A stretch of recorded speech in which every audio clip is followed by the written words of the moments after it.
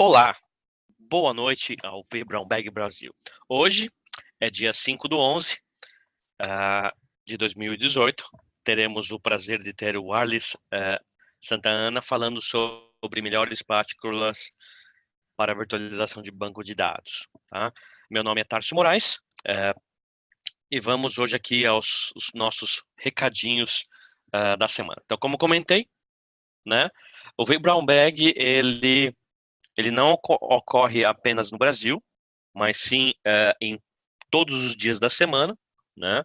Vocês podem ver aqui que nós temos no Brasil, temos na Europa, lá em EMEA, Latinoamérica, aqui mais o pessoal em espanhol, nos Estados Unidos e Ásia Pacífica. E tem aqui também todos os nossos uh, Twitters ali conforme. Então aqui, como comentei, está aqui a minha foto, e está aqui também a foto do Arles, para quem não conhece ele pessoalmente, tá? Sempre repetimos para... Claro, aqui está nossas redes sociais, então nós temos hoje o Free Brown Bag no Facebook, inclusive nesse exato momento está sendo transmitido live lá no Facebook. Nós temos também o nosso canal do YouTube, onde você pode ver todos os nossos vídeos publicados, né, e assim os futuros também. Então vai lá, dá um like, se inscreva no canal. E, como sempre, não podemos falar, também estamos aqui no Twitter, Vibrobag. Então praticamente é Vibrobag Brasil em todas as redes sociais e estamos ao vivo aí no Facebook. Dessa semana deu tudo certo. Recadinhos super importantes. Tá acontecendo o VMworld em Barcelona. E o nosso amigo Valdecir Carvalho está lá representando o Vibrão Bag Brasil, junto com o time do Vibrão Bag. Ele vai voltar provavelmente cheio de novidades para a gente, contatos, informações. Nós vamos ter também, muito próximo, o primeiro encontro do VMUG Paraná, que será no dia 22/11 de 2018, às 19 horas, e tem aqui o link para se registrar. Uma informação muito importante que a gente sempre pede e reforça, que é o Core for Papers. A gente sempre precisa de pessoas que venham aqui, compartilhem suas informações, compartilhem o seu conhecimento, e não precisa ter medo. Se você sabe, se você é experiente ou se você não é experiente, se você tem dificuldade de falar ou não, e qualquer assunto, se você não conhece, até como a gente brincou, tem um papagaio, tem a gatinha, tem um colega, tem um tio, tem um vô, tem um colega. Então, assim, vem aqui contribuir para a gente. Para se inscrever, é super simples, vai lá. Da mesma forma com que eu, Tarso, já fiz alguns shows sobre networking NetX, assim o Ricardo fez também, do VCAP Simulator, o Valdeci já fez de outros assuntos, e estamos aqui sempre falando aqui um pouquinho com um colega ou outro que compartilhar. Informação bem interessante, super confirmado, confirmei hoje. Na semana que vem nós teremos o Anderson Duboc, pela primeira vez aqui conosco, falando de DevOps, Container e além. Então não se deixam de se programar aí para a próxima semana. Então agora eu abro o microfone para o nosso amigo Arlis, que vai ter hoje uma excelente oportunidade. Agradeço mais uma vez, Arlis, de compartilhar seu conhecimento aqui como virtualização em banco de dados. Eu vou parar aqui de compartilhar a tela, você compartilha a sua tela, Arlis. E antes de você começar, se apresenta para o pessoal, para quem não te conhece, não teve condições de conhecer pessoalmente ainda, tá? Tá Se apresenta certo. um pouquinho, então. Então vamos lá, gente.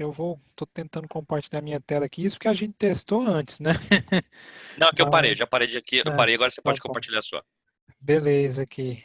É, Então, eu estava até falando com o Tarso antes da gente começar, né? Não é a primeira vez que eu me apresento aqui no Vibron Bag Brasil. Vocês estão me ouvindo bem? É a primeira pergunta, eu até pulei essa parte. Boa noite a todos. Né? O Tarso consegue me ouvir? O pessoal consegue me ouvir? Consigo te ouvir, sim. Nós temos aqui, inclusive, quem está aqui online com a gente hoje. Deixa eu pegar aqui. Deixa eu só um instantinho, deixa eu parar aqui o End Show. Só um instantinho aqui. Parar aqui, End Show. Pronto, parei.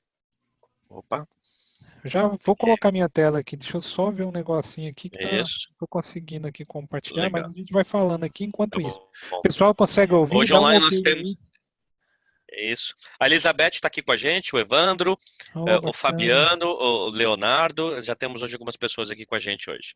Vocês conseguem ouvir o Arles, pessoal? Dá lá no chat e manda um ok se vocês conseguem ouvir ele. É bom porque Oh, assim, perfeitamente, ó. ótimo. Ótimo, perfeito. Beleza. Uma Então coisa compartilha pra a sua tela. gente. Tá, eu vou tentar agora aqui. Uma coisa que a gente sempre pega bastante aqui, né? É porque eu não sei o nível de todo mundo que está ouvindo, né? Então eu vou até compartilhar aqui agora a minha tela. Deixa eu pegar aqui, já vou pôr na tela da apresentação. Vamos lá, deixa eu tentar aqui. Share, peraí. Screen, PowerPoint, aqui. Share, beleza. Estão vendo minha tela em tela cheia aí, Tarso? Todo mundo está Opa, vendo? estamos sim, perfeito. Estamos sim. Então tá, pessoal. Vamos começar agora para valer, né? De novo, boa noite para todo mundo. Eu tenho um ritmo de falar, às vezes eu acelero, porque eu me empolgo com o que eu estou falando, né? E então, se vocês tiverem alguma dúvida aí, eu estou só com o monitor, até pedir uma ajuda para o Tarso antes da gente começar.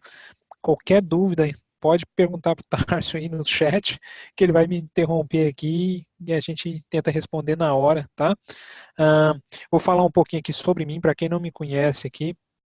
Eu trabalho com TI já tem um tempo, na verdade, eu até brinco, eu comecei lá, micreiro em 94, né, montando máquina naquela época, e a partir de 98 eu comecei a trabalhar com TI corporativa mesmo, né? Sou graduado em ciência da computação, tenho especialização em projetos de circuitos integrados digitais, né, que é microchip, então a parte de microeletrônica, e também a parte de gestão de projetos, gerenciamento de projetos, né? Então, exatamente agora, em 20 de junho fez 20 anos que eu trabalho com TI corporativa aí, né? E aí tem algumas certificações de mercado. Hoje eu sou diretor técnico de uma empresa, de uma startup chamada Axlera.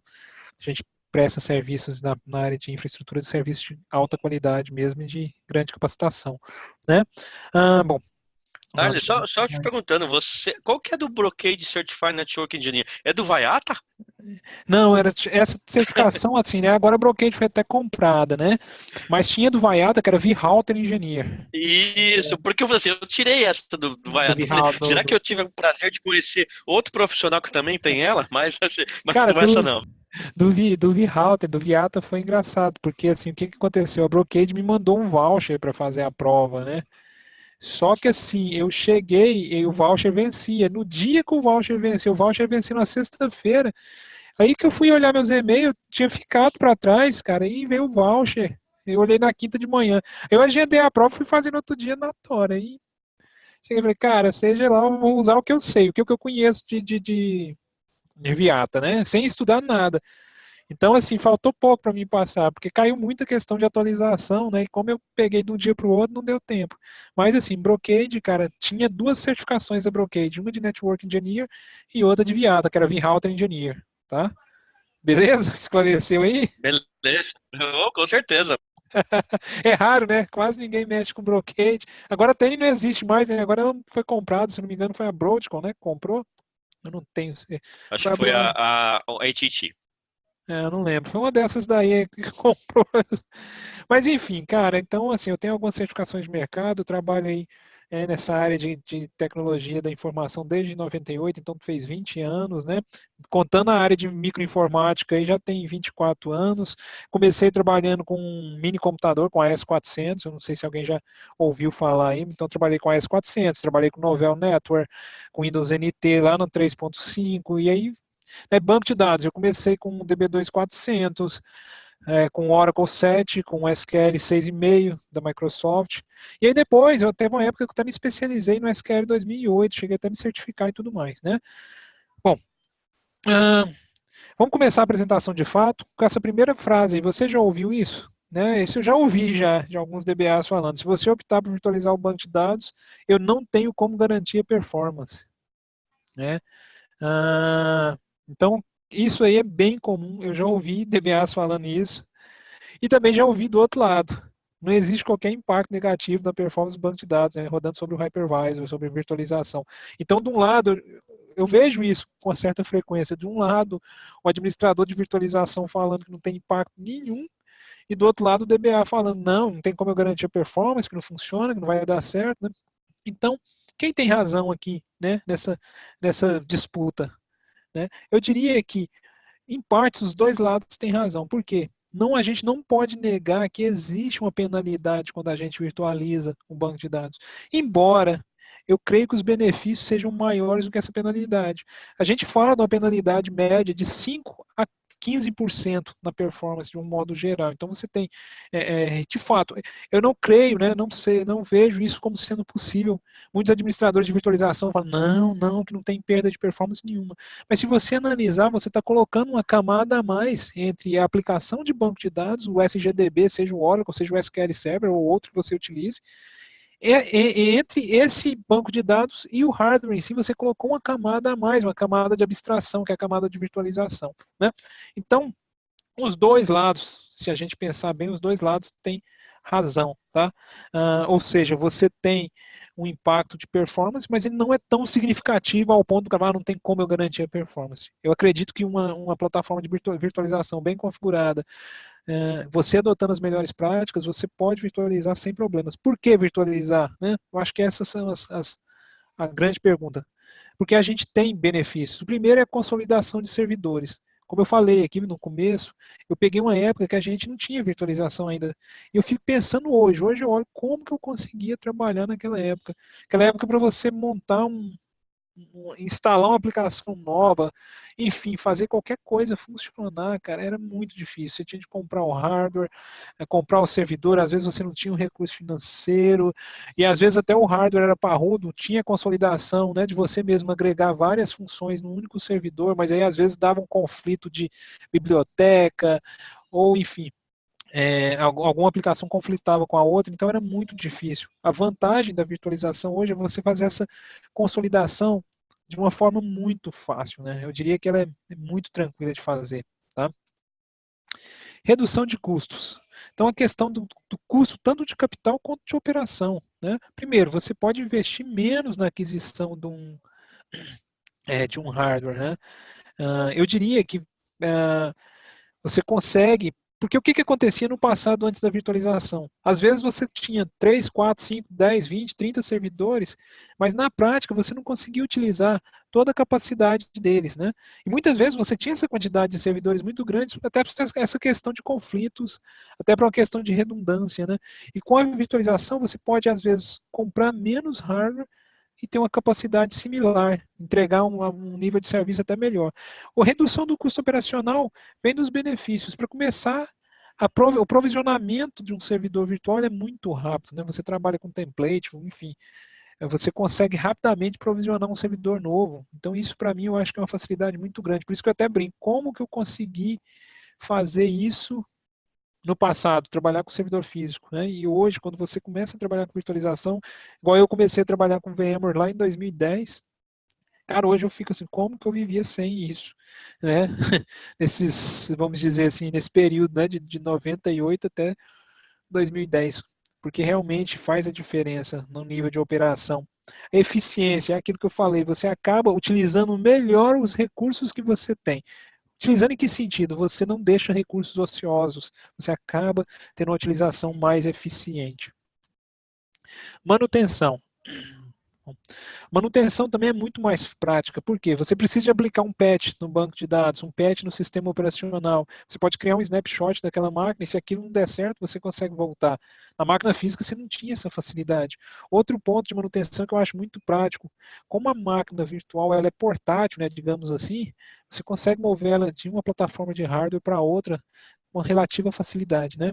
Quando eu falo mudança de plataforma, isso tem que ficar bem claro, né? A gente está falando sempre de x86, porque eu já ouvi, embora seja assim até uma coisa muito básica, eu já ouvi várias pessoas, né, falando de virtualização, falando que virtualização é emulação ou simulação. E na verdade não é nem emulação e nem simulação, né? Eu acho que o conceito mais próximo que você teria para virtualização é o compartilhamento de recursos, é o time sharing, que você olha quando você estuda lá sistemas distribuídos, quando você começa a estudar a teoria de sistemas operacionais, é o time sharing mesmo. O processador ele é dividido em várias frações e cada máquina virtual ali consegue usar um pouquinho do recurso no intervalo de tempo. Eu acho que usar esses conceitos de emulação e simulação, primeiro que eles não são corretos, né? E eu até brinco isso. Esses dias eu fiz uma apresentação até em inglês. Tem até um termo que eu não me lembro a tradução exata, mas é misconception em inglês. Fala isso é um conceito errado, né? Então, a gente tem muitos benefícios, né? Eu estou citando alguns deles aqui. A questão da disponibilidade. A partir do momento que a máquina é virtual, você pode ter um cluster de virtualização e você não precisa de se preocupar, por exemplo, de fazer essa alta disponibilidade no nível de banco de dados. Quando você começa a fazer essa alta disponibilidade no nível de banco de dados, ela acaba ficando, vamos dizer assim, mais complexa. Eu diria que ela é mais eficiente no nível de banco de dados, porque você tem praticamente não tem interrupção, dependendo da topologia que você adotar. Tá? A nível de banco de dados, por exemplo, a Always On do SQL Server, DataGuard da Oracle, o RAC, o Real Application Cluster, aí tem várias tecnologias. Você tem, vamos dizer assim, uma perda de dados menor, ou talvez nenhuma, quando você usa esse tipo de tecnologia, dependendo da forma da sua arquitetura. Mas, em compensação, você acaba tendo uma complexidade, eu diria que maior. Até porque é o licenciamento. Então, por exemplo, essas funcionalidades de alta disponibilidade avançadas, elas não estão disponíveis nas versões standard dos produtos. Geralmente você tem que ir para uma versão enterprise para poder ter acesso a elas. E isso, obviamente, aumenta o preço do banco de dados e também a complexidade. Não é todo DBA que trabalha com essas tecnologias, e enfim, você acaba tendo que contratar uma mão de obra mais especializada. Quando você usa a alta disponibilidade da plataforma de virtualização, você acaba tendo alguns benefícios aí, que é muito simples de configurar, né?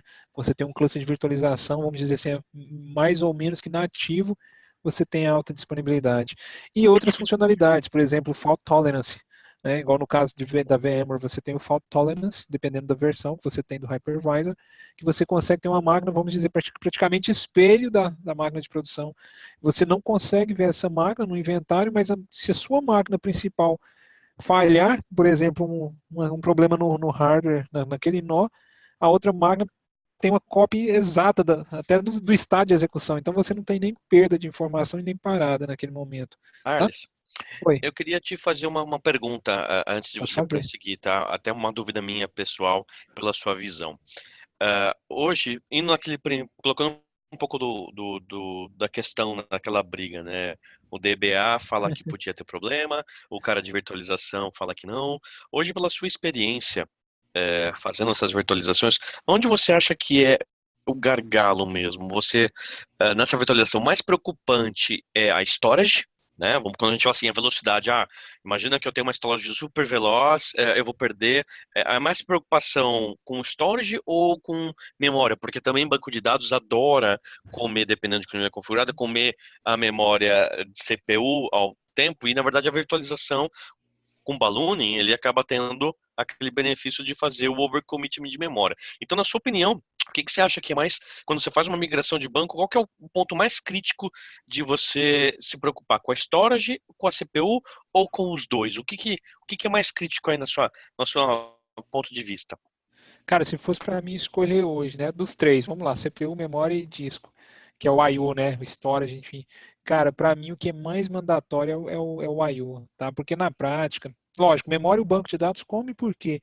É tanto que o SQL Server, tem até alguns clientes que falam, nossa, eu instalei o SQL Server aqui, a máquina não, aumenta a memória e a máquina está sempre sem memória, porque eles não configuram aquele, né, o Surface Area lá para a memória ter um limite máximo. Então, por padrão, ele vai usar toda a memória. Por que ele faz isso? É por design. Todo banco de dados eles gostam de memória para poder carregar mais páginas em memória e poder fazer as consultas ficarem mais rápidas, né? Só que assim, se fosse para mim escolher, cara, eu acho que o storage ainda é o grande vilão. Mesmo que você fale assim, mas às vezes a gente está fazendo ballooning. O ballooning ainda não é o pior cenário, né? O pior cenário é quando você está fazendo paginação em disco, é o swap mesmo, né? Quando a memória você está num nível de contenção muito elevado de recurso, e aí o hypervisor, para poder entregar a memória para o sistema visitante, né, para a máquina virtual, ele acaba fazendo um pouco de paginação da memória em disco. Isso daí eu acho que é o cenário mais crítico. O ballooning, obviamente, ele é prejudicial, mas o ballooning, vamos dizer, é a penúltima etapa, né? A última é fazer o paging em disco. Quando a gente fala de VMware, a maioria dos hypervisors, eles deixam para fazer a paginação em disco no último dos últimos casos, né? Então, assim, até nesse cenário, se você chegar no último caso, se você tiver um storage, por exemplo, todo SSD, você acaba que, vamos dizer assim, vai sofrer um pouco com o ballooning, mas vai ser menos. Então, se fosse para mim investir, fala assim, não, você tem recursos limitados. O que você prefere? Um storage veloz muita memória ou muita CPU? Eu optaria por ter ah, um storage mais rápido. Eu não sei se respondeu a sua pergunta. Isso é meu ponto Não, de não, vista. com certeza. Porque é o que eu vejo na prática, é isso, cara. Acaba que o storage faz muita diferença. Obviamente, né? Eu até brinco, num ponto eu não tiro a razão do DBA. Um dia eu conversando com o DBA, ele falou, não, que isso não funciona. Eu falei, cara, por quê? Não, depende de quem faz, depende de como é implementado. Aí eu acho que faz sentido, sim. Se você pega já um hardware que já está saturado, e aí vai virtualizar e põe muitas cargas de trabalho pesadas naquele hardware, compartilha aquele mesmo hardware, porque eu já vi clientes, principalmente empresas menores. O cara tem um servidor que já está no gargalo, e ele fala, não, mas eu vou pôr virtualização aqui que vai melhorar. Eu falei, cara, qual que é a lógica? Se o servidor já está no gargalo, você vai pôr virtualização, vai colocar mais carga, não tem como melhorar. Né? Outra coisa que eu já ouvi muito, essa questão, outra vez o DBA, um DBA também falando, não, eu não gosto de virtualizar banco porque a emulação de instruções da CPU que a virtualização faz. Cara, virtualização não é emulação. Emulação é só quando você tem diferença de plataforma, que aí você realmente precisa de emular. Né? Emulação é isso. Então, por exemplo, eu tenho a plataforma x86, eu quero emular um processador ARM, um processador MIPS. É o que o Dynamips faz, o GNS3 e tudo, para você poder rodar as imagens de roteador e tudo. Então, aquilo ali sim é emulação. Agora, a parte de virtualização não tem isso. Mas seguindo aqui ainda, porque virtualizar, além da disponibilidade, eu acho que a questão de backup e recuperação, ela é muito, muito simplificada. Você pode fazer o backup sem parada, você pode copiar a máquina inteira, inclusive com integridade. A maioria das ferramentas de backup hoje, elas conversam com o hypervisor. Se for lá no Hyper-V, elas usam o volume Shadow Copy ali, elas usam o VSS Writer do próprio Hyper-V. Se for VMware, usa o VM Tools e você consegue garantir, inclusive, a consistência do banco de dados, mesmo fazendo o backup da máquina inteira, né? Porque elas têm essa inteligência hoje. Então, isso é um outro benefício muito grande que eu vejo. Tá? Bom, por onde começar? Então, como a gente está falando hoje de boas práticas, vamos começar do básico, né? Atualizar os firmwares. Parece até uma bobagem falar isso, porque é uma coisa muito óbvia. Mas eu ainda vejo que muita gente começa uma virtualização de servidor e não faz essas tarefas básicas, principalmente na instalação, ou faz na instalação, mas aí fica anos e anos sem fazer a atualização. Tem dois cenários aqui. Um cenário é que você pode sofrer um problema, um erro, né? Isso eu já passei por experiência própria. Eu trabalhava uma época com Blades e a gente tinha um erro no firmware que a gente usava, né? E o que que acontecia? Quando a gente estava rodando no SQL Server, um determinado tipo de transação, por incrível que pareça, o host, isso era VMware, dava uma tela purple screen, que a gente chama, a tela da morte lá no VMware, e reiniciava a plataforma. E aí a gente, poxa, ficou batendo cabeça, tentando resolver aquilo, e como era a Blade, por incrível que pareça, ele afetava algum componente. Era até uma Blade HP que tinha Virtual Connect, ele afetava o Virtual Connect de uma certa forma, que o Virtual Connect reiniciava e todas as lâminas da Blade reiniciavam juntos ali, acabava perdendo a conexão e tudo mais. E isso foi resolvido com atualização de firmware. Mas, a princípio, a gente acionou o suporte da VMware, o suporte da Microsoft, ninguém descobria. E aí, muita pesquisa, a gente achou uma nota que tinha um erro de firmware. Estou fazendo um advogado do diabo. Esse firmware ele afetou o banco de dados ou como um todo, né? Não, ele Como afetava. um todo, né? Como um todo, né? Porque as blades da HP elas têm um equipamento chamado Virtual Connect, né? E aí o que acontecia? Na verdade, era um problema no firmware do Virtual Connect. Então, cara, eu não sei porque era só quando você chegava. Se você fosse no servidor de SQL Server, desse um SQL Browser, tentasse localizar os servidores, cara, aí caía, reiniciava tudo. E isso a primeira vez a gente ficou sem saber o que era. Da segunda veio a suspeita, porque foi quando foi fazer a mesma operação no SQL.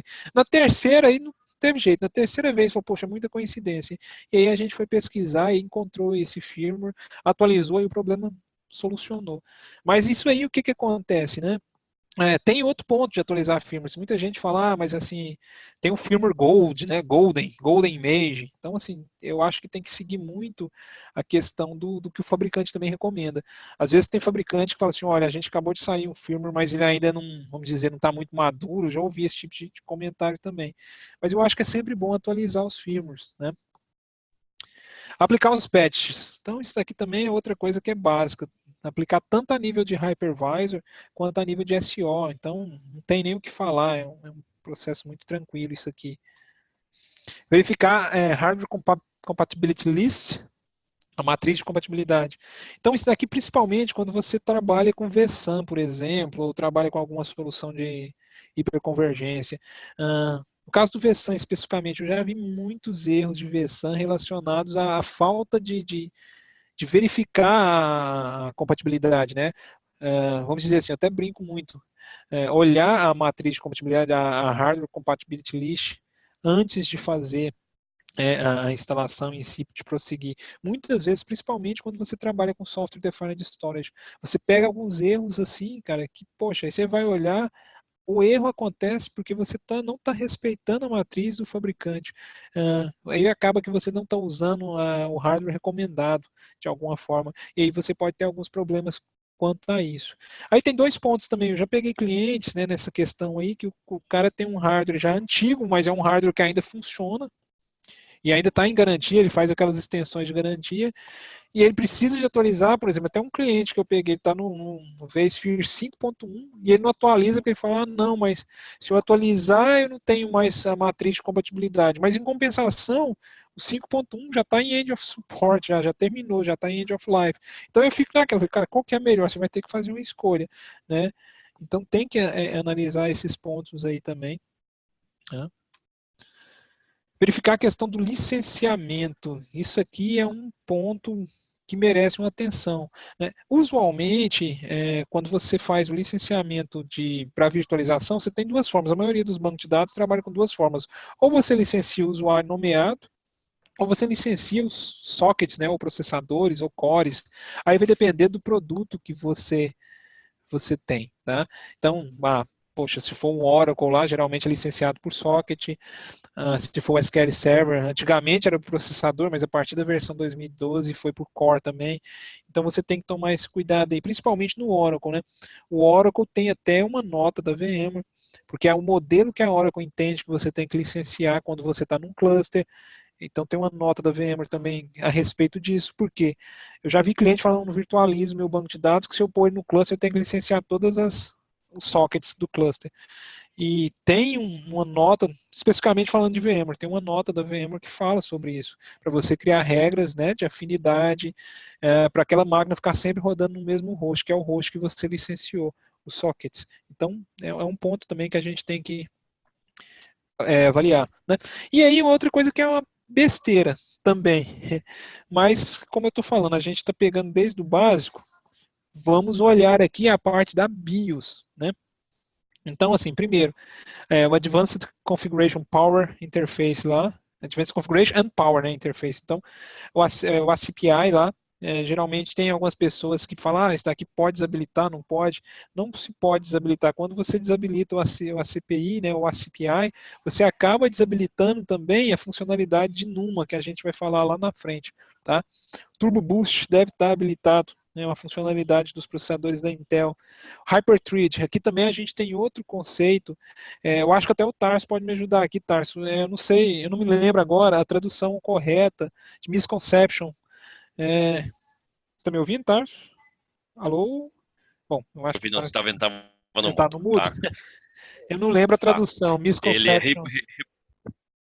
a tradução misconception, É, a tradução de misconception, misconfiguration, misconception, é mais assim, mas conceito é a errado. configuração tem coisas que não dá para traduzir, mas realmente é a Seria configuração conceito não errado. correta. É o conceito errado, O conceito exatamente. é errado. Então aqui é outro. Muitas vezes o meu thread aqui, o meu hyperthread aqui, falta um H, né? É um erro de grafia aqui.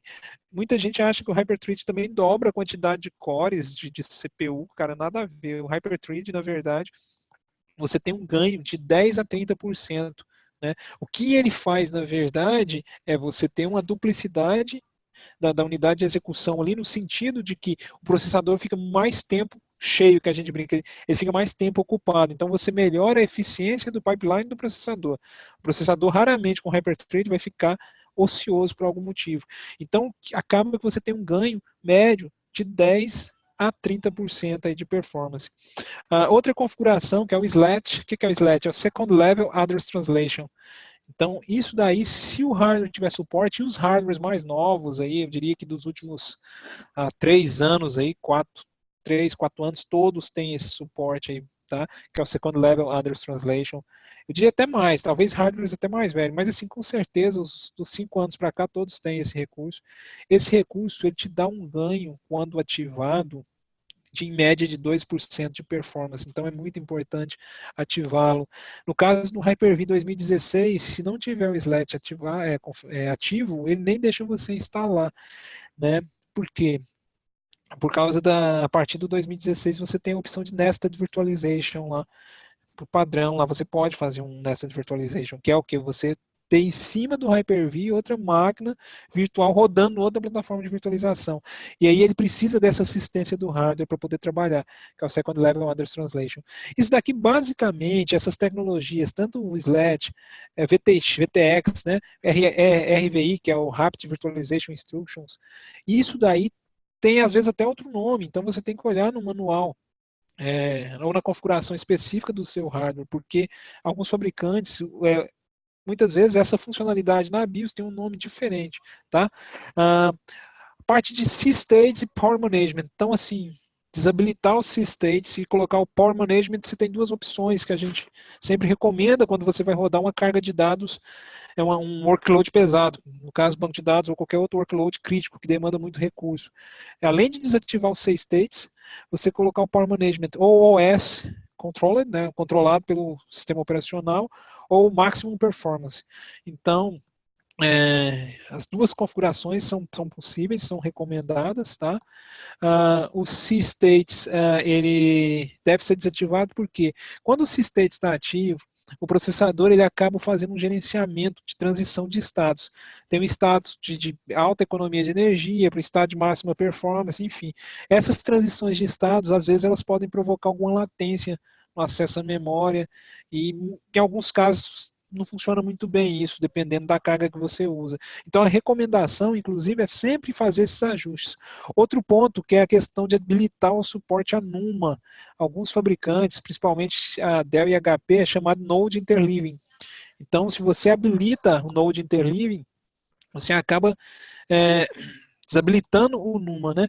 O NUMA, daqui a pouco eu acho que eu vou explicar melhor o que é NUMA, mas a princípio foi uma tecnologia que surgiu pela primeira vez em 2008, ela foi introduzida, né? Na verdade é uma tecnologia muito antiga, né? Mas eu falo assim, introduzida de fato em servidores, porque ela surgiu, se eu não me engano, no começo dos anos 2000, tá? Ela tinha até um equipamento da IBM, uma linha chamada NumaQ, e aí o que aconteceu?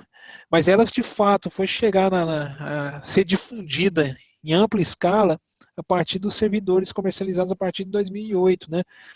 E ela trouxe um ganho muito grande de performance quando você tem múltiplos processadores, porque o modelo anterior, quando você tinha vários processadores na máquina, você tinha uma memória única, né? E o acesso a essa memória muitas vezes acabava se tornando um gargalo.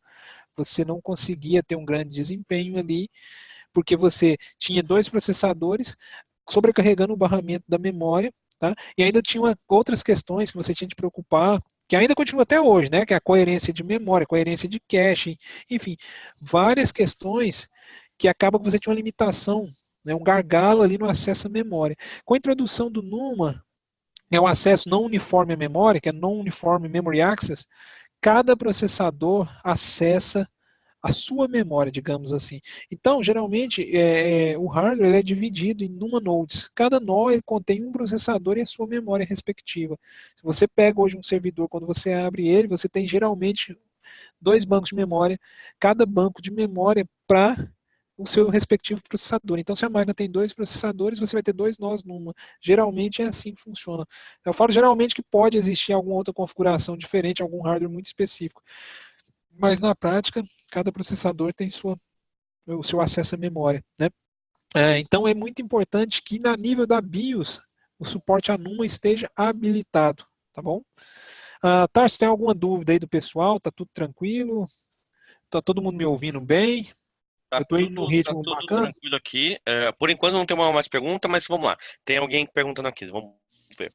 Pode falar, deixa eu Pode ver falar, aqui. pode seguir. Deixa eu perguntar aqui. Vou ler aqui. É, a pergunta é do André. O que você me fala com relação ao vMotion de servidores de bancos de dados virtualizados com RDM e memória a 64 gigas? Tá? Você vai falar um pouquinho disso sobre discos RDMs e bastante memória? Acho que lá na frente eu acho que eu vou falar mais Pode sobre isso. falar assim. Mas assim, se quiser, eu acho que a dúvida, às vezes a gente não esclarece a dúvida na hora, a gente pode até se perder ela ali no momento. Mas a questão do How Device Map, se você pega o guia de boas práticas da VMware, tá? Falando de VMware, se você pega o guia de boas práticas da VMware para virtualização de banco de dados, que saiu agora em agosto de 2018, ela até fala um pouquinho de How Device Map, né? Obviamente, quando você usa How Device Map, você acaba tendo um benefício no acesso ao disco. Mas ela até questiona isso, né? Hoje, eu acho que eu vou falar mais um pouco ali daqui a pouco falando sobre storage, mas esse é um ponto que eu acho interessante. Eu acho que você tem que avaliar qual que é o benefício. Quando você usa How Device Map, quando você usa o disco virtual em si, né? Usar um VMDK, por exemplo, ou um VHDX, depende, né, do tipo de hypervisor que você usa. Então, assim, até que ponto de fato tem esse ganho tão grande, né?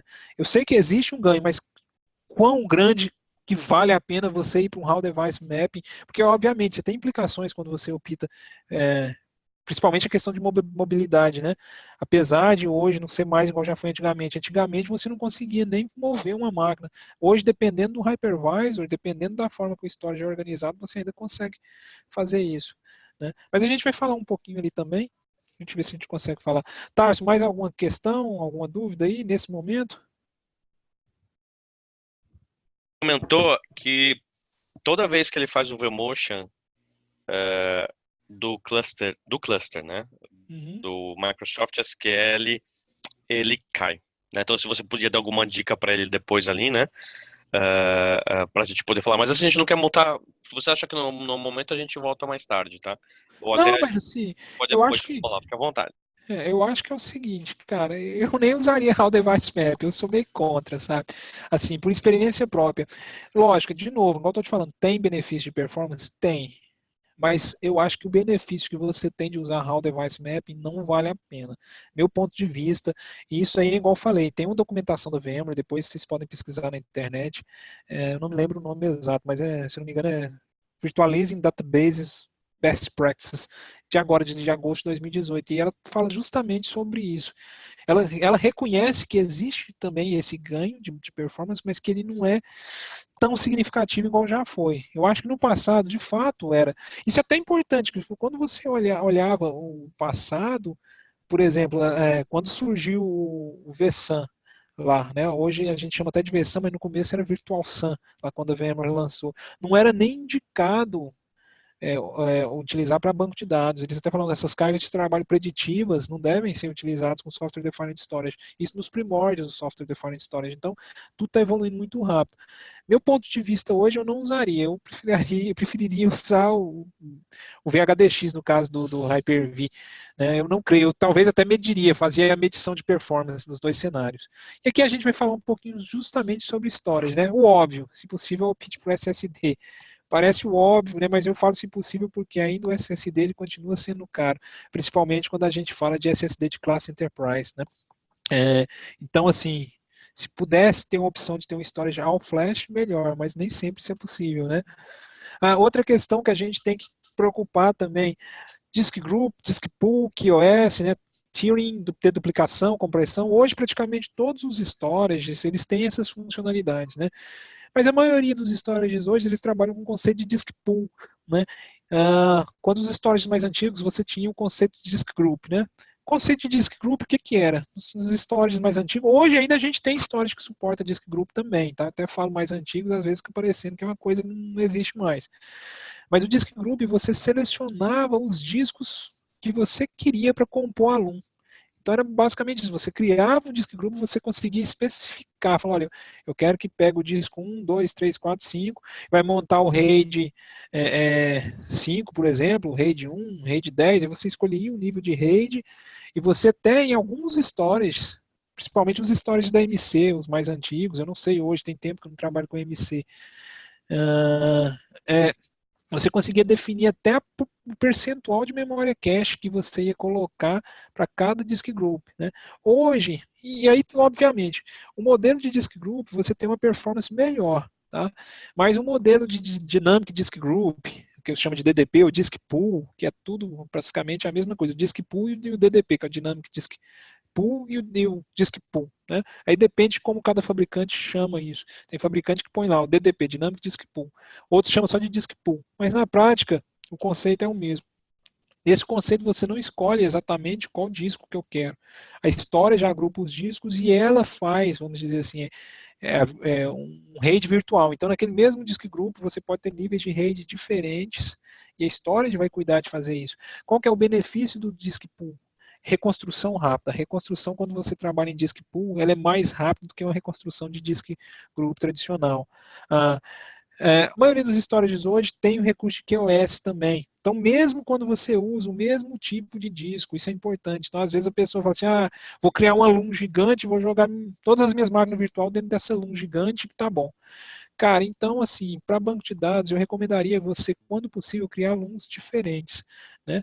Inclusive, até para armazenar o log, o log de transação, transaction log, e guardar os data files também, né? Então eu até sugeriria, porque depois você consegue, a maioria dos storages hoje tem conceito de QoS, você pode determinar qual LUN que tem prioridade. Então o que isso vai mudar? Mesmo se for o mesmo tipo de disco, não tiver tierização, né, ela vai acabar dedicando mais memória cache para aquele disco de maior prioridade. Tem alguns storages que eles trabalham com o conceito de RAID fast e RAID standard, por exemplo, quando você coloca RAID fast, eles movimentam os dados, aqueles blocos que compõem o volume para as bordas do disco, para ter uma performance mais rápida, né? Apesar que o ganho disso é mínimo, né? A gente está falando de pouca coisa, mas assim, eu brinco, a performance ela é adquirida de pouquinho. Dificilmente você vai ter um botão mágico, uma configuração mágica que vai te dar um ganho de performance gigante. Geralmente a performance vai ganhando de gotinhas, né? Até brinca de gota. Então você ganha um pouquinho aqui, um pouquinho ali, um pouquinho, de pouquinho em pouquinho, acaba fazendo uma diferença no final. A parte de deduplicação e compressão aí tem que avaliar de storage para storage. Tem alguns storages ao flash que nativamente você não consegue nem desabilitar a deduplicação e compressão. Nativamente ele já faz isso. E faz com performance muito boa. Agora, tem storages quando você ativa essa funcionalidade, o impacto, a degradação, a penalidade, ela é significativa. Né? O RAID level. Então, o RAID level aqui é a mesma coisa. Qual que seria o melhor RAID level para banco de dados? Do meu ponto de vista, seria o RAID 10, né? Que você tem o melhor dos dois mundos. Você tem a velocidade do RAID 0, que é o RAID 1 mais 0, né? Ou 0 mais 1. Então, seria a performance do RAID 0 e a redundância, a confiabilidade do RAID 1. Só que isso, obviamente, tem eficiência de espaço, né? Você acaba consumindo mais espaço e gastando mais. Mas é o que tem, digamos, o melhor balanço entre performance e segurança. E aí também tem que pensar na penalidade. Então, hoje você fala assim, vou usar a RAID 6. Cara, a RAID 6 tem uma penalidade de escrita muito grande. Qual que é a vantagem de usar a RAID 6? É a redundância dupla. Principalmente quando você usa discos acima de 900 gigabytes, né? Por que discos acima de 900 gigabytes? Porque hoje um disco acima de 900 GB, geralmente ele vai gastar um tempo muito grande para reconstrução. Então você tem que pôr isso na balança. Né? Eu acho que se você tiver a opção de desenhar o storage, de poder escolher, é melhor você usar discos menores em um volume maior, se for disco mecânico. Você vai ter mais braços acessando. Aliás, tem mais uma pergunta aqui do Adriano. Na sua opinião, faz a utilização de storage ou a nível de VMware? Cara, essa é uma grande questão, é uma questão interessante, né? Uma grande questão, é uma questão muito interessante, porque você tem as duas possibilidades, dependendo do nível de licença que você tem, da versão do VMware também que você está, né? Porque até a tierização a nível de VMware ela não é uma coisa muito antiga, né? São as versões mais novas que ela surgiu. Mas enfim, mais novas que eu estou falando aí, se eu não me engano, ela surgiu pela primeira vez na 5.5, eu não me lembro exato. Mas enfim, eu prefiro fazer no próprio storage, tá? Eu acho que no próprio storage ele é mais eficiente do que no próprio VMware. Quando você faz a tierização no VMware, acaba que você tem cópia de dados. Lá no storage também você tem, mas a storage ela utiliza isso, vamos dizer assim, o que é diferente, né? Quando você faz a nível de VMware, se você pensar, você tem várias camadas, né? O VMware vai enfileirar os comandos, vai mandar para o storage, né? Então, no storage, por exemplo, a storage consegue conversar melhor com os discos para usar a funcionalidade do disco que a gente chama de Native Command Queuing, que é o quê? O enfileiramento de comando melhor para o disco, né? Como que isso é feito? A storage tem essa conversa que o VMware não vai ter, porque a storage abstrai essa conversa do NCQ, que é o Native Command Queuing. Então, a storage vai conversar melhor. Isso daí, inclusive, tem até benchmarks, aí se pesquisar na internet, dos dois modos, né? O que eu não recomendaria é você ter os dois modos ativados simultaneamente, porque acaba que aí você pode ter até uma degradação, a VM movimentando os dados e a storage também achando que aquela movimentação é um bloco quente, ela vai carregar os blocos que às vezes não são tão quentes assim para o SSD, né? Porque o conceito de tierização é bloco quente e frio, né? Então, assim, para mim é ativar direto no storage e vai funcionar melhor, porque a storage está muito mais próximo ali. Outro ponto que a gente tem que pensar múltiplas LUNs, né, ou uma LUN só, é aquilo que eu falei, vou criar uma LUN gigante ou vou criar LUNs individuais. Mesmo quando você trabalha com o conceito de disk pool, é melhor você ter LUNs individuais para o banco de dados, porque você consegue fazer uma otimização de QoS quando o storage permite, né? Então acaba tendo algumas vantagens. E outra coisa também, não é recomendável você colocar muitas máquinas virtuais no mesmo data store, né? Tem uma regra de dedão aí que o pessoal fala de 10 máquinas, enfim, tem uma métrica que eu acho que é mais favorável, é da gente trabalhar com 10 máquinas de alta performance no mesmo data store, 15 de média performance e 20 máquinas não muito performáticas, né, digamos assim. Embora, aí eu até brinco, tem que olhar o storage adjacente também, que às vezes isso está configurado em LUNs diferentes, o storage não tem QoS, não tem nenhuma dessas funcionalidades. No final está nos mesmos discos físicos, aí tem que até pensar se faz sentido também isso. Porque acaba quando você tem múltiplas LUNs, você tem uma perda de espaço, né? Você acaba tendo frações de espaço livre em cada data store, em cada LUN ali que você tem que manter, e aí você, no geral, você tem um desperdício de espaço maior. Então tem que fazer as contas nesse sentido também. Multipath é o Asymmetric LUN, eu não lembro agora a sigla de ALU de cabeça, mas enfim, caminho otimizado, zoning, fault domain, Device Specific Multipathing, que é o DSM. Então, isso tudo também é muito importante. Por padrão, até que no vSphere, a partir da versão 6.5, ele já traz por padrão round robin. Mas nas versões anteriores, ele trazia. Ai, gente, deixa eu lembrar aqui. Ele é MRU, eu não me lembro. É uma coisa assim. E aí tem uma diferença. Quando você trabalha multipath, você acaba tendo um ganho de throughput, né? Acaba que você consegue ter uma eficiência maior na transferência de dados entre a storage e o host. Então é muito importante que você ative a funcionalidade de multipath, se o storage suportar, tá? E coloque o DSM, as configurações corretas também de Path Selection Protocol. Então não adianta você pegar uma storage que não suporta round robin, você pegar e colocar essa funcionalidade, porque aí você vai ter o que? Vai ter uma queda de performance ali, e às vezes até erros. Então você tem que ativar a política de seleção de caminho, que é o Path Selection Policy, de acordo com a recomendação do fabricante. Outra coisa que eu vejo muito errada é a questão de zoning, quando a gente trabalha com Fiber Channel. Muitos técnicos falam assim, não, zoning tem que ser feito assim, cada controladora tem sua zona, não sei o que, cara, e nem sempre é assim, porque você tem que, de fato, seguir a recomendação do fabricante, porque cada storage ele faz ele mede a profundidade do caminho, para no caso de uma falha, ele saber qual caminho que ele vai utilizar e tudo, quando você tem vários. Então tem que ser de acordo com o fabricante. Mesma coisa com questão de fault domain. Tem alguns storages que chamam, principalmente a SCSI, você tem o domínio de falha. Então tem que ser configurado de acordo com a recomendação do fabricante. Se for no caso de Hyper-V, instalar o DSM específico. Tá? A VMware já tem alguns algoritmos ali, ele já vem mais ou menos por nativo no hypervisor. Quando você trabalha com Hyper-V, você tem que instalar o DSM do storage específico para ele. Tá? E outro ponto importante, lá no storage, quando você cria um host, colocar o sistema operacional correto. Tem muita gente que isso aqui não faz diferença. Cara, lógico que faz. Ali o storage também vai trabalhar junto com o drive de multipath de maneira correta, quando você especifica corretamente ali. Tá? A SCSI Jumbo Frame, né, VLAN. Então, assim, quando você usa a SCSI, sempre ter uma LAN separada, se possível. Se não for possível, usar uma VLAN separada no switch, para evitar o quê? Que outro tráfego de rede acaba, vamos dizer assim, atrapalhando, né, sobrecarregando ali aquela comunicação do iSCSI ali. E sempre ativar o Jumbo Frame. A diferença quando você não ativa para quando você ativa chega até 30%. É em média de 15% a 30% de ganho quando o Jumbo Frame está ativado. Né? Então, esses aqui são alguns pontos que eu tinha para falar aqui da parte de storage. E a nível de hypervisor? Então, o hypervisor é uma questão de power management. Né? Não é a solução mais elegante você colocar high performance, mas vamos dizer assim, é a que menos dá problema de você, porque quando você põe balanceado, no caso de VMware, né, ele tenta fazer o melhor dos dois mundos, né?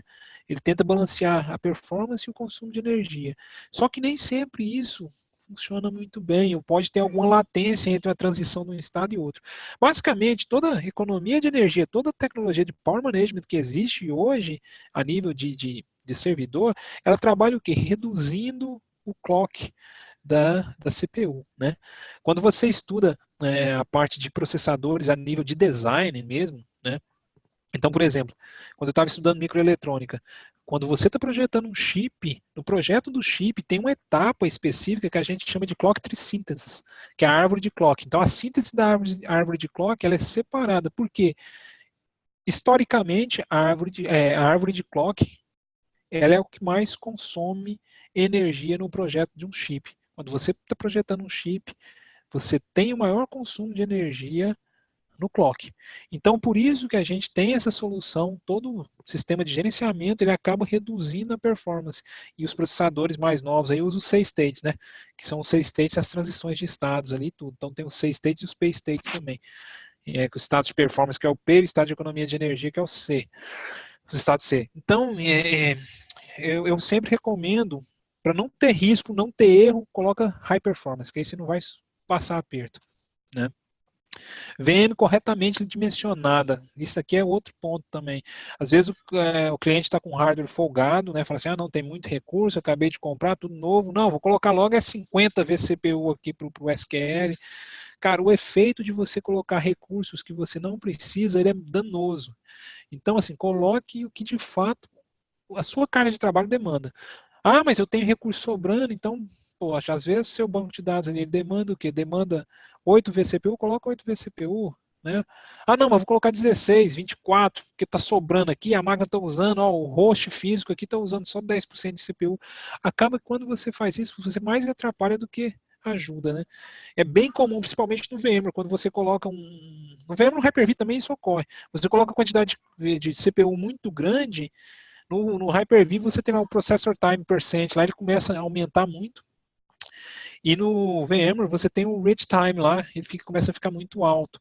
Isso quer dizer o quê? Quer dizer que, apesar de você ir lá no servidor de SQL Server e estar usando pouca CPU, você fala assim, poxa, mas está com pouca CPU e está lento. Por quê? Quando você vai no Hypervisor e analisa o Hypervisor, o Reach Time está muito alto. Mais de 10% às vezes. Então, quer dizer, o que isso significa? Significa que em 1 minuto, por exemplo, se tiver 10% lá no VMware, quando você vai no SX Top ou usa os indicadores de performance, se tiver 10% de read time, significa que em 1 minuto a máquina ficou 6 segundos aguardando o processador estar disponível para ela. Por quê? Porque isso você colocou muitas vezes CPUs, ela não está conseguindo agendar isso no processador físico. No Hyper-V também acontece isso, nos outros hypervisors, Zen Server, KVM, todos eles sofrem desse efeito. Então, coloca a quantidade correta. Outro ponto, o SQL Server, vou dar um exemplo, o SQL Server 2014, se eu não me engano, 2014. Ele só suporta na versão standard 16 cores. Então não adianta, e no máximo 4 processadores. Eu peguei um caso recente que o cliente falou assim, não, me ajuda que está muito lento, a gente mexeu na configuração da VM aqui, Está muito lento e a máquina fica usando só 4 processadores quando você vai lá no Windows, no gerenciador de tarefa. Aí eu fui olhar e falei, não, deixa eu olhar o que está acontecendo. Era um SQL Server 2014 Standard, então ele já tem um limite, 4 CPUs, 4 sockets. Ele tinha colocado 16 sockets de um core cada um. Então, o que acontecia? Você via 16, na hora que você ia lá no gerenciador de tarefas, você via vários indicadores de CPU, mas só 4 usando 100%. Por quê? Porque a licença standard ela acabava limitando. Então, o que eu fiz na hora? Que a gente tem que desligar a máquina, a gente desligou a máquina virtual, foi lá e fez a configuração correta. Então, a gente colocou o quê? 4 processadores de 4 cores, por exemplo, que aí dava 16 cores no final, mas ele usava todos. Né? Então também não adianta, eu tenho um SQL Server Standard, vou colocar aqui 24 núcleos. Se for 2017, ele suporta 24 núcleos. Agora, se for um 2008, 2014, você está desperdiçando recursos, porque ele não vai usar aquela quantidade de core na versão standard, né? Estou dando um exemplo da versão standard.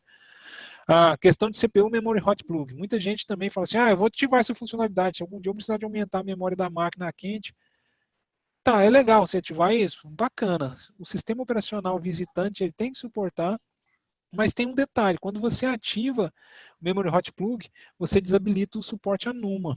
Então isso é um ponto que eu considero muito crítico. Por que o NUMA é tão importante? Cara, hoje quando você pega banco de dados geralmente é uma máquina que tem muita memória. Essas máquinas que têm muita memória, muitas vezes elas acabam utilizando o que a gente chama de memória remota. É a memória que está em outro processador. Então, o que isso vai acontecer? Às vezes você tem uma máquina virtual, principalmente banco de dados, como eu disse, são máquinas grandes, você tem que acompanhar isso, a percentual de memória local. Tem que ser geralmente 95% acima. Se ela tiver abaixo de 95% de memória local, o que está acontecendo? A máquina, basicamente, ela está rodando em um processador físico, mas ela, em algum momento, ela está acessando a memória do outro processador. Quando isso acontece, esse acesso ele é feito por um barramento interno das CPUs, ali, entre as CPUs, chamado Quick Path Interconnect. Agora até a Intel mudou o nome, nos processadores mais novos é um nome diferente. Nos antigos que eu falo de uns 3 anos para trás, 2 anos, era Quick Path Interconnect. E aí ela consegue, um processador consegue acessar a memória do outro usando esse barramento de alta velocidade. Mas mesmo assim você tem uma degradação de performance. Então tem que estar acompanhando isso. Isso é muito comum porque muitas vezes o DBA ele olha para a visão que ele tem acesso, que é a visão do sistema operacional da máquina virtual.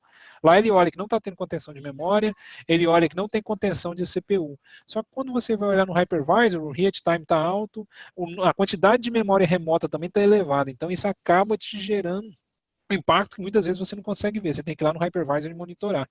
Tá? Então é isso, é numa vez numa. Se eu tenho um SQL Server, ele está usando a percentual dele lá, você vai lá no SXTop, se for VMware, se for no Hyper-V, você consegue também ter um indicador de performance lá no Perfmon, no caso do Hyper-V, que você consegue ver a quantidade de memória remota.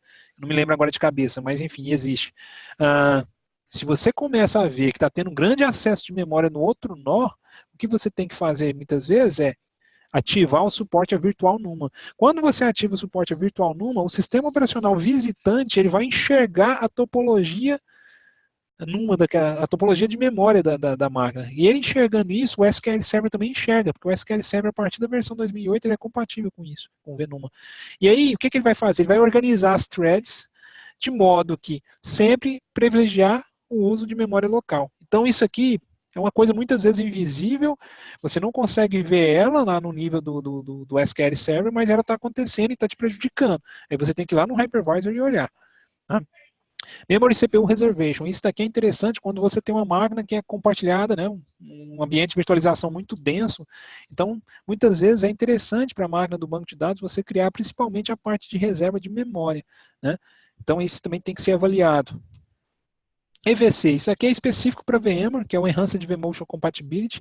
Toda vez que você ativa essa funcionalidade, ele oculta algumas instruções da CPU. Quando ele faz isso, você acaba tendo uma perda não de clock. Muita gente acha que ele limita a velocidade. Ele não limita a velocidade, ele limita algumas instruções. Você pode ter uma perda dependendo do nível de EVC que você está. Né? Então, o que acontece? O que é a recomendação? Muita gente fala assim, mas eu tenho um cluster com seis hosts. 3 é de um processador, 3 é de um outro processador aqui da família mais nova. Então, talvez é melhor você criar dois clusters separados. né? E rodar o SQL sempre, obviamente, no processador mais novo, para ele tirar benefício das instruções mais novas, né? Isso também tem que fazer sentido, no sentido de usar uma versão do SQL Server nova. Se você pega uma versão do SQL muito antiga, ela não vai utilizar aquelas instruções mais recentes, né? Virtual disks separados, né?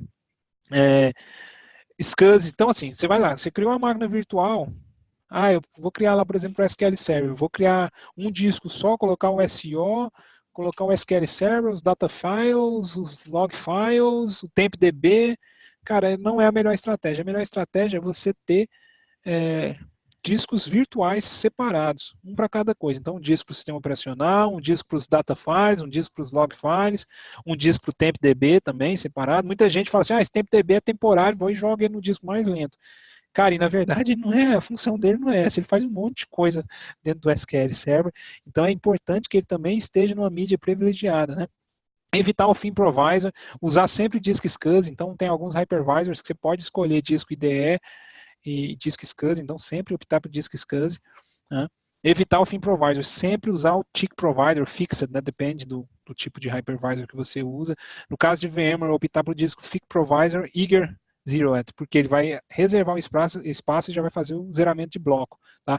No caso de VMware também é importante quando você instala, ativar a funcionalidade de VAI no storage, o suporte a VAI no storage e no VMware também. Você ativar a funcionalidade do VAI. Sabe o que eu comentei, Arles? Oi. E aproveitando, sabe uma coisa que eu sempre tive muita experiência positiva, principalmente quando for falar com banco de dados, né? Óbvio que jamais usar o Team Provision, tá? Isso eu já tive cliente que usava Team Provision para Oracle virtual. Não, nem usar o TIC, sempre usar o Eager. O Eager Ele demora muito, mas compensa muito. Ele vai lá e zera os blocos, faz zeramento de bloco. Cara, a diferença de I/O na máquina é grande, absurda. É grande. Absurdo. Assim, então, assim, eu até faria para recomendação de banco, já zera eles, planeja e manda zerar, porque realmente faz diferença. Lá no VMware, quando você põe, né, você põe tick provider, aí ele vem Eager e Zero, daí dá para você escolher. Então, escolher sempre o Eager, porque o Eager vai fazer zeramento de bloco. Se o VAI estiver ativo, é mais rápido ainda, porque o VAI, ele permite que o storage faça o zeramento de bloco sem a coordenação do VMware. O VMware não precisa de coordenar aquilo, ele manda um comando primitivo para a storage, então as VAIs são as primitivas de storage, ele vai mandar um comando primitivo, a storage vai zerar aqueles blocos de forma, vamos dizer assim, meio que independente, e ela só vai reportar para ele no final. Então isso também dá um ganho significativo, até na hora que você está criando, fazendo esse zeramento de bloco, tá? Bom, Nick Teaming também é uma boa prática, então a nível de hypervisor, você agrupar lá nos seus switches virtuais, sempre agrupar placas de rede. Uma pela questão da alta disponibilidade e outra até para aumentar o throughput também. Tá bom? Estatística. Se você me permitir aqui, pode falar. Que 99% das pessoas acabam fazendo uma má interpretação do que é Nick Teaming, tá? Ou LACP. Porque imagina que o seu host tenha duas placas, vamos lá, moderninho, host de duas placas de 10 GB, né? Certo. Você faz um Nick Teaming lá. Aí você vai perguntar assim, eu vou ter 20 GB? Não. Você não vai ter 20 GB. Mas eu tô fazendo teaming com duas placas de 20, de 10? Você não seria... Não, na verdade o que acontece, pessoal? Nick Teaming, ou LSP, ou Bound... ele aumenta a quantidade, vamos lá, ele aumenta a quantidade de clientes que ele pode atender, mas ele nunca aumenta a comunicação de uma única via. Isso quer dizer o quê? Você tem um cliente que tem um MAC address com o MAC address lá da sua máquina virtual, né? Então ele pode cair por uma placa. Aí um outro cliente pode cair por uma outra placa. Mas eu nunca vou ter um cliente falando com o servidor duas placas. Exatamente. Então sempre é um outro. Mas sim, colocando 2 ou 3 ou 4, eu aumento a quantidade de conexões simultâneas, mas não que eu estou aumentando a velocidade de conexão. E todo mundo confunde isso muito, cara. Isso, eu acho que vale a pena o pessoal saber isso. Uma vez eu peguei isso, um cara até discutiu comigo, não, você está enganado. Eu falei, cara, não é assim. Mas assim, obviamente, né, tanto que lá no VMware também você coloca as políticas, né? De Nick Teaming lá, você coloca lá, MAC address hash, tem uma chamada... Faz por IP ou por MAC, né? Tem várias metodologias. Mas qualquer uma que você coloca, você nunca aumenta, né? Você nunca... A melhor de todas, a nível de performance, é o IP-hash, né? Que aí você consegue fazer o que, que acontece. Quando você ativa IP-hash, você consegue, vamos dizer assim, até mesmo uma única conexão, um para um, você consegue ter um ganho quando é IP-hash, porque aí ele consegue fazer essa alternar, né? Mas aí tem um detalhe, quando você ativa IP-hash, os switches têm que estar muito bem configurados. E na prática isso não está configurado. E aí, cara, dá tanto pau que eu até brinco. Falo, você não quer ter dor de cabeça, deixa o MAC hash lá mesmo, que isso daí vai funcionar bem, até com o seu switchzinho mais simples possível ele vai funcionar. Mas esse ponto que você falou aí é importante, tem um entendimento errado, às vezes as pessoas ficam até bravas, né, e acham que você está enganado, eu não discuto. Quando o cara vem, não, você está enganado, eu não devo estar mesmo, pronto, e toca o barco, né. Eu não sou de ficar discutindo, eu falo, não, pode ser, provavelmente eu estou errado mesmo, e deixa o cara seguir em frente, né, até para não ficar desgastando muito. Outra coisa que é muito importante aí nessa linha que a gente falou, as estatísticas, o monitoramento e as baselines, né? Então, não é só monitorar só a máquina virtual visitante, tem que monitorar o host também, até para olhar isso. Se você não está tendo read time lá na CPU, se você não está fazendo ballooning, que foi lá atrás o Tarso até falou disso, ballooning, o que vai acontecer? Quando a máquina física, o host físico está muito sobrecarregado, para liberar memória, para atender outras demandas, o que o Balloon faz? O Balloon ele funciona como um balão mesmo. O hypervisor manda o driver de Balloon ele encher. Quando ele enche, na verdade, ele vai lá no sistema operacional, áreas de memória que o sistema operacional tinha requisitado e não tinha desalocado, né, liberado, ele vai forçar com que o sistema operacional pegue essas áreas de memória que não estão sendo mais utilizadas, que não foram. Na verdade, até foi, tá? Isso é importante, porque o sistema operacional pode até desmarcar as páginas, mas o hypervisor não tem como saber que as páginas foram desmarcadas depois que elas foram requisitadas. Quando o Balloon enche, ele acaba passando, né, o sistema operacional passa essas páginas ociosas para o driver de Balloon, e o driver de Balloon comunica com o hypervisor. Com essa comunicação com o hypervisor sabe aquelas páginas estão livres e ele passa para outra máquina. Mas isso só vai acontecer o ballooning quando você tem situação de contenção de recurso, né? Quando você tem memory over allocation, você está alocando mais memória do que você realmente tem, tá? E deve ser evitado, inclusive, quando você trabalha em cenário de virtualização de cargas de trabalho críticas, você deve evitar o over allocation. Tarso, tem alguma dúvida aí? Tá tranquilo aí? O pessoal tá me ouvindo? Eu acho que o tempo tá até acabando já aqui. O campo está acabando, mas estamos lá. Não teve nenhuma dúvida por enquanto no chat, né? Continua aí. Então vamos lá. Aqui tem a parte de SO, aqui, tá? Sistema operacional. Então a primeira delas, Power Management. Cara, então lá no sistema operacional também. Tem até uma nota da VMware que ela fala de um efeito chamado Core Packing. Se você não ativar o High Performance no sistema operacional, no caso do Windows, pode acontecer dele se limitar a utilizar alguns núcleos só, né? É o estacionamento, core pairing, fica estacionado em alguns núcleos e você não consegue atingir a máxima performance. Sem contar que você pode ter ainda outros efeitos colaterais, tá? Esses outros efeitos colaterais aí pode ser que, por algum motivo, o sistema operacional desabilitar uma placa de rede, porque quando ele está em modo de balanceado, ele acaba fazendo isso. E o sistema operacional, a princípio, ele está rodando numa máquina virtual, mas ele não sabe exatamente que aquilo é uma máquina virtual. Então, ele acredita que está rodando uma máquina física e ele pode sair e começar a desligar os recursos para economizar energia. Então, sempre bom setar para o high performance lá. Essa recomendação é sempre válida. Tá? Atualizações de Windows update de SQL Server. Sempre fazer também. Então, dentro do possível, manter sempre o sistema atualizado. Tá? How Device Map, aquela questão lá, que a gente falou lá atrás, acabamos falando dela, né? Tem um benefício? Tem. Mas até que ponto vale a pena usar How Device Map, né? No mundo de hoje, tá? Não vou. Lógico, tem que analisar cenário por cenário. Eu não utilizaria. Eu acho que hoje eu ficaria utilizando mesmo ou o VMDK ou o VHDX. Por quê? Eu acho que o benefício do How Device Map não paga, vamos dizer assim, a perda de funcionalidades que você acaba tendo, né? Opa, peraí, eu acho que não veio. Enfim, aqui, Tarso, eu acho que na hora de eu copiar meu slide para o template do vBrownBag aqui, perdeu alguma coisa aqui, mas eu vou falar aqui, que também já está terminando, esse é o último slide, tá? Ativar aquelas funcionalidades de RSS, que é o Receive Side Scaling, isso também tem um benefício, tá? Então você tem que, isso é ativado geralmente no driver da placa de rede virtual, né, da máquina, então na máquina Windows, lá no Linux, você acaba ativando essa funcionalidade, que é o Receive Side Scaling. Isso dá uma melhoria na comunicação de rede no sentido do throughput ser maior, porque você acaba fazendo, aumentando, né, ali o throughput da parte de comunicação, TCP. Outra coisa que você deve, quando possível, ativar, e isso aí vale principalmente para o Hyper-V, ativar o Virtual Machine Queues. Quando você ativa essas filas de máquina virtual, tanto no host quanto na máquina virtual, você acaba tendo um benefício na parte de rede também, você acaba tendo mais throughput. Né? A nível de SEO, tomar muito cuidado com a parte de configuração de page file lá no Windows. Tá? Muita gente fala assim, vou colocar o page file aqui junto com os arquivos de dados do SQL Server, por exemplo, ou do Oracle. Isso pode ter um efeito danoso em momentos de contenção, se a máquina tiver contenção de recursos. Sempre lá no SQL Server é recomendável que você configure o Surface Area, e isso nos outros bancos de dados também, Surface Area, para você nunca utilizar toda a memória disponível.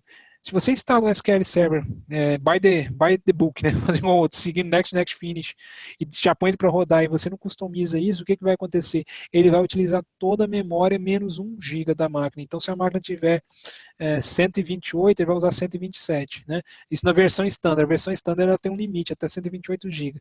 Então, se for rodar um SQL Server standard numa máquina com 256 GB de RAM, mesmo sendo virtual, ele não vai usar tudo. Ele vai limitar ali a 128 GB, a versão standard. Aí, lógico, a Enterprise tem outros limites, né? Mas o que acontece? Então, limitar a utilização de memória ali. Sempre deixando o quê? De 4 a 6 GB para o sistema operacional, geralmente é suficiente.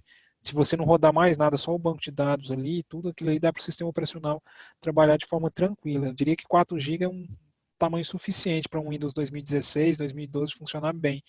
Lógico, depende do que você vai colocar. Outro ponto também que eu tinha feito isso na outra apresentação, só que na hora que eu copiei aqui acabou não vindo.